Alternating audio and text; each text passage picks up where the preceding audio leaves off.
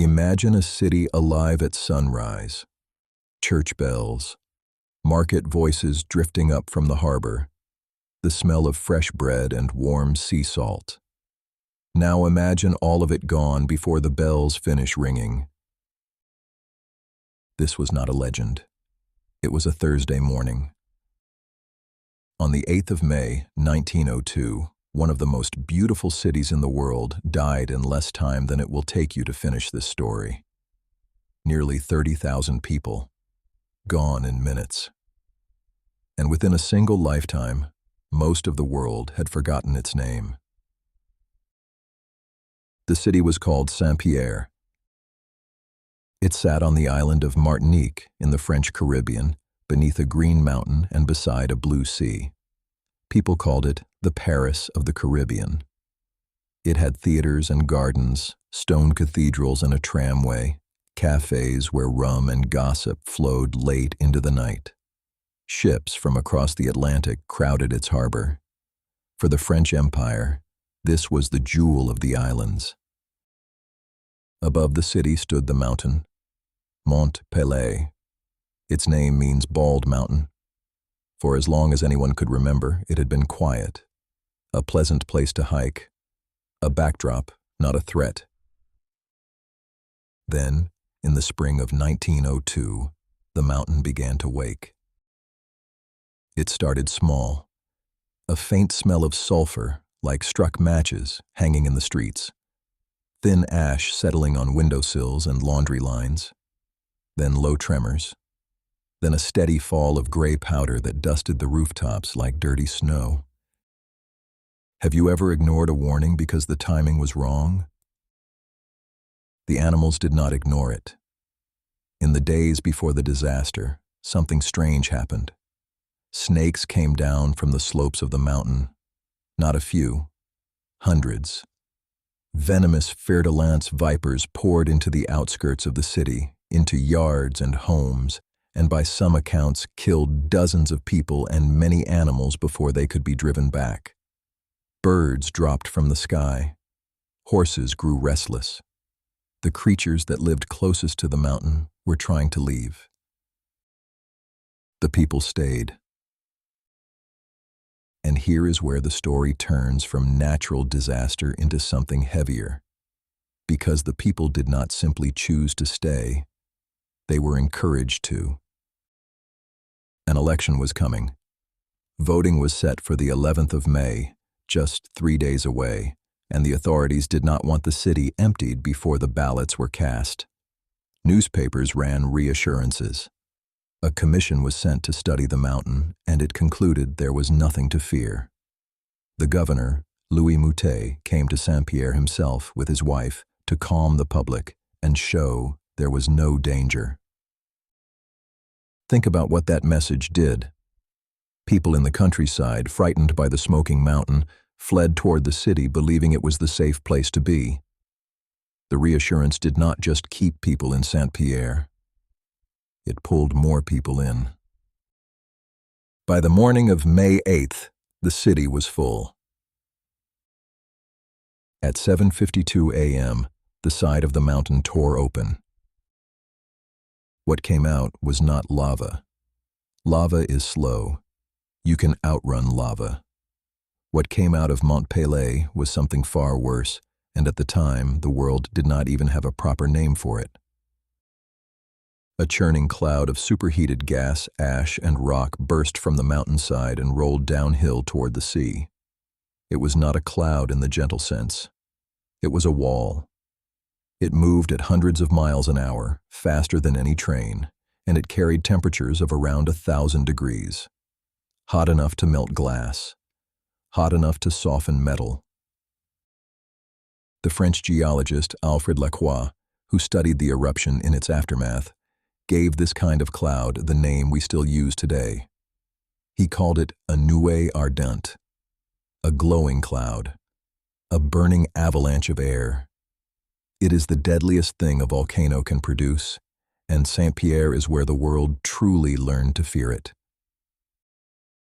From the moment the mountain opened to the moment the cloud reached the harbor, less than 2 minutes passed. There was no time to run, no time to reach a boat, no time for most to even understand what was happening. The cloud swept over the entire city at once. Rooftops were torn away. Stone walls were knocked flat. The barrels of rum in the warehouses burst into flame and ran burning into the streets. In the harbor, ships caught fire where they floated. One vessel, the Roraima, burned for hours with people still aboard. Another, the Rotterdam, escaped half destroyed, its deck scorched, carrying the news of what it had just survived. In the space of about a minute and a half, a city of nearly 30,000 people effectively ceased to exist. Now, how do we know what those final moments were like if almost no one lived? We know because of the survivors, and there were almost none. Out of a city of tens of thousands, only a handful walked out alive.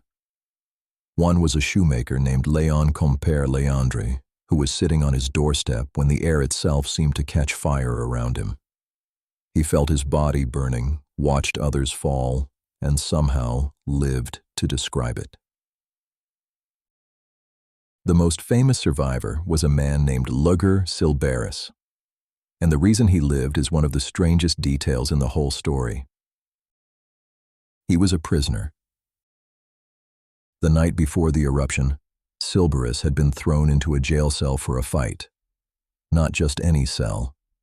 A small, thick-walled stone dungeon, partly underground, built to hold the most difficult inmates. It had one tiny grated opening for air, facing away from the mountain. When the burning cloud swept over Saint-Pierre, that cell became the only thing that saved him. Scorching air poured through the grate. He was badly burned. He pressed himself to the far wall and screamed for help that did not come. For days, he lay in the ruins, alone, in a dead city, until rescuers digging through the rubble heard a voice and could not believe it. A man, alive, beneath a flattened prison, in a place where everyone was supposed to be gone. So, let yourself picture it for a moment. The silence after. A harbor full of burned ships. Streets of ash where a French city had stood at breakfast. And somewhere in the ruins, one man in a stone box, still breathing.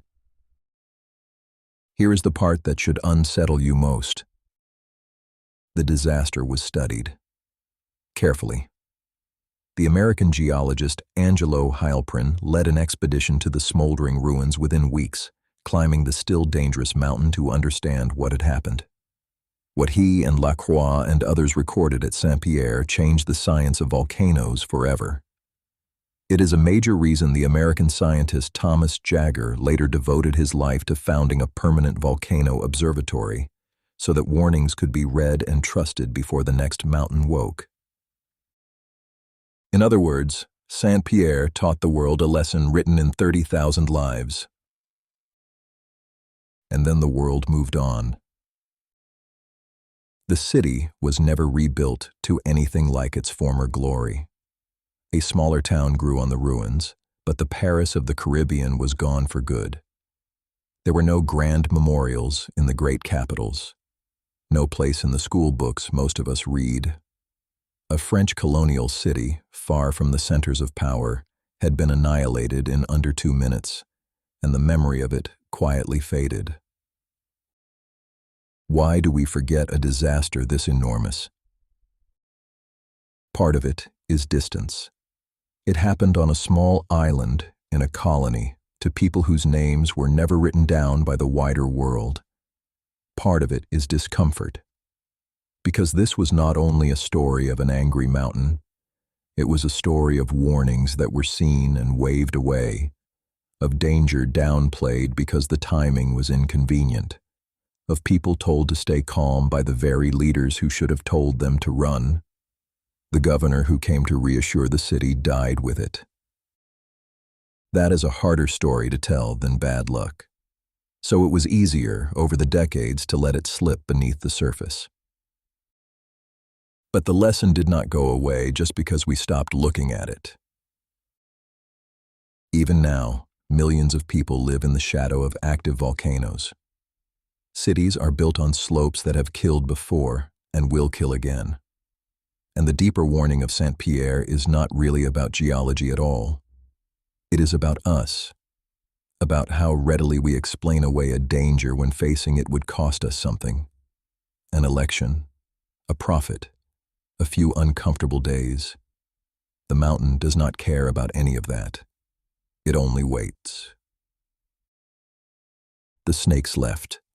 The birds left. The animals read the warning and ran. The people were told to stay. A city can be alive at sunrise, full of bells and bread and ordinary plans. And it can be a memory before those same bells fall silent.